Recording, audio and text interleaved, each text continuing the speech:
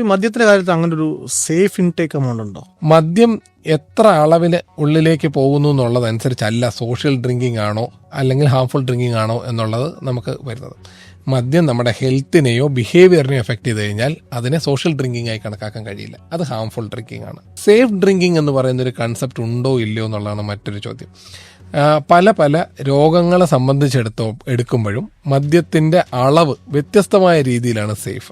For example, സിറോസിസിൻ്റെ risk ഒഴിവാക്കി നിർത്തുന്നതിനായി സ്ത്രീകൾ ആഴ്ചയിൽ 7 ഡ്രിങ്കിൻ്റെ കുറവും പുരുഷന്മാർ ആഴ്ചയിൽ 14 ഡ്രിങ്കിൽ കുറവും എടുക്കാം എന്നുള്ളതാണ് ലിവറിനെ സംബന്ധിച്ചിടത്തോളമുള്ള സേഫ് ലിമിറ്റ്. ഇതിന്റെ റെഫറൻസ് എന്താണ്? ഇത് EASL അല്ലെങ്കിൽ European association study of the liver എന്നുള്ളതാണ്.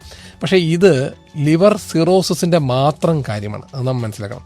അതും ഒരു ലിവർ രോഗവും ഫാറ്റി ലിവർ പോലും ഒരു രോഗവും ഇല്ലാത്ത ഒരാളുടെ കാര്യത്തിലാണ് ഇത് പറയുന്നത്. പിന്നെ ഒരു ഡ്രിങ്ക് എന്ന് പറഞ്ഞാൽ 10 ഗ്രാം ആൽക്കഹോളാണ്. ഞാൻ നേരത്തെ പറഞ്ഞ പോലെ സ്മോൾ, അതായത് ദിവസം ഒരു സ്മോൾ ഒരു സ്ത്രീക്കും 2 സ്മോൾ ഒരു പുരുഷനും എടുക്കുന്നത് ലിവർ സിറോസിസിൻ്റെ റിസ്ക് മാത്രം കുറയ്ക്കുന്നു. എന്നാൽ ജനറലി ഉള്ള ക്യാൻസറുകളുടെ കാര്യം വരുമ്പോൾ WHO പറയുന്നത് ഒരു തുള്ളി മദ്യം പോലും സേഫ് അല്ല എന്നുള്ളതാണ്.